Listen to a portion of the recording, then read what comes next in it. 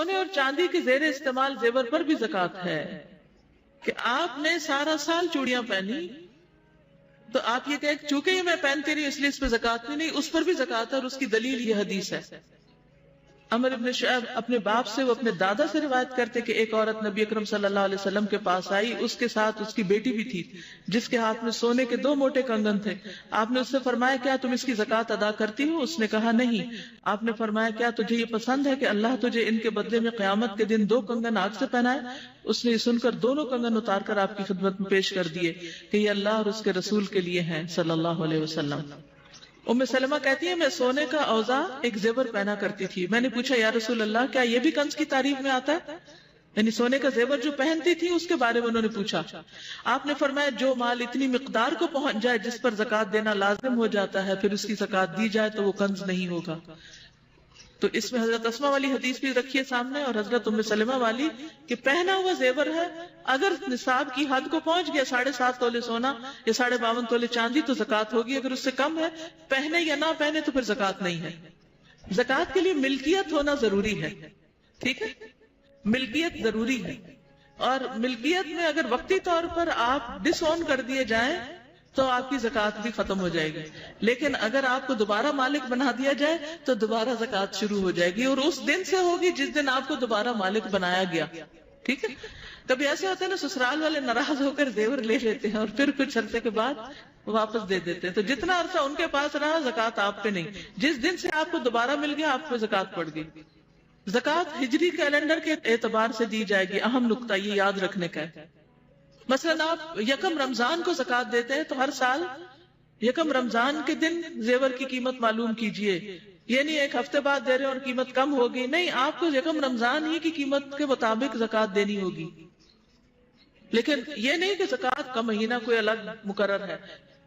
جس دن سے آپ کسی مال کے مالک بنے ہیں وہ نصاب کی حد کو پہنچا ہوا ہے، 1 سال اس میں گزر گیا ہے، تو اس تاریخ کو آپ کو زکات دینی ہوگی جب 1 سال پورا ہو جائے، خواہ یہ مال شادی کے لیے جمع کیا گیا ہو یا گھر کی تعمیر کے لیے رکھا گیا ہو یا کسی اور غرض سے۔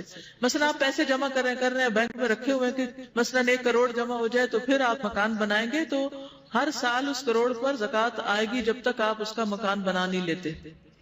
زکات سونا یا سونے کی قیمت دونوں صورتوں میں ادا کرنا جائز ہے، چاہے گولڈ میں سے گولڈ نکال دیں یا اس کی قیمت دے دیں۔ سونے کی قیمت کا اندازہ موجودہ بھاؤ کے مطابق لگا کر زکات دینی چاہیے، یعنی مثلا 1 سال پہلے آپ نے 40,000 تولہ کے حساب سے زیور خریدا، جب سال گزرا تو وہ 60,000 کا ہو گیا، اب زکات کس حساب سے دینی ہوگی؟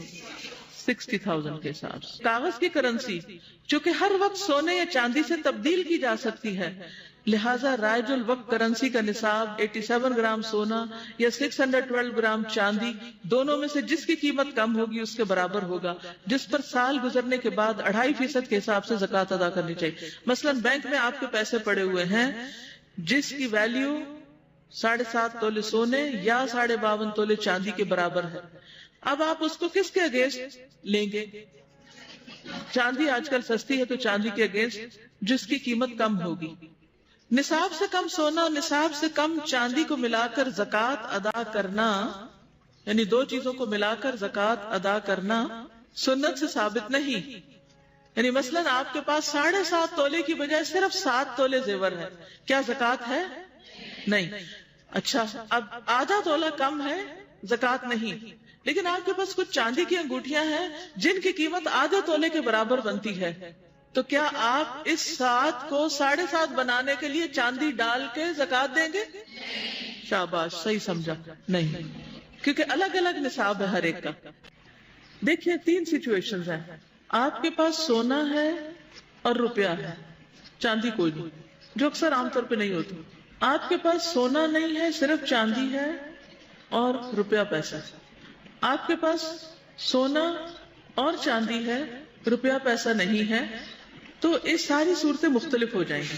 اب مجھے یہ بتائیے کہ اگر آپ کے پاس سونا ہے اور وہ 7.5 تولے ہے تو اسٹریٹ فارورڈ حساب ہے، نصاب کے مطابق آپ زکات دے دیں گے۔ اگر آپ کے پاس سونا بھی ہے اور مزید پیسے بھی ہیں تو پھر کیا کریں گے؟ ان کو بھی سونے کے بھاؤ پر لے آئیں گے، یعنی اس کا بھی سونا بنا لیں گے ایک طرح سے۔ یا کیا کریں گے، سونے کی قیمت نکال کے، ٹھیک ہے، اگر 50,000 پر تولہ قیمت ہے تو 7 تولے کی کتنی ہوگی، اور 7.5 تولے کی کتنی ہوگی، 3.25 لاکھ، ٹھیک ہے، اور 25,000 روپے آپ کے پاس پڑے ہوئے ہیں، تو آپ وہ بھی اس میں ایڈ کر لیں گے، تو کتنے ہو جائیں گے کل قابل زکوٰۃ قیمت؟ 4 لاکھ ہو جائے گی. سمجھ آ گئی؟ دوسری صورت، سونا کوئی نہیں، چاندی ہے. چاندی آپ کے پاس 52.5 تولے ہے، مثلا 720 روپے تولہ ہے، تو 52.5 تولے کی قیمت 37,800 بنتی، ٹھیک ہے، 37,800. اور اس کے علاوہ آپ کے پاس 40,000 بینک میں ویسے بھی رکھا ہوا ہے.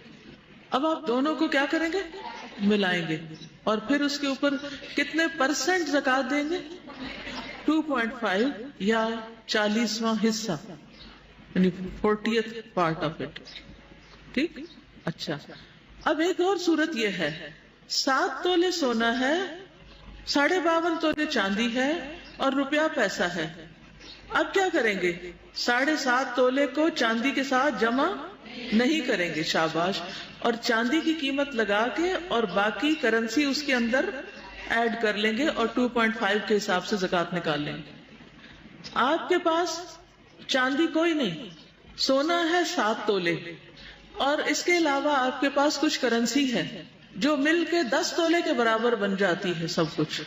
تو اب کیا کریں گے، سونے کی قیمت نکال لیں گے، اس کرنسی کی قیمت دونوں کو جمع کر لیں گے، اور ان کے اوپر کتنے پرسنٹ، 2.5% زکوٰۃ نکال لیں گے. ٹھیک ہے، اب سمجھ آ گئی؟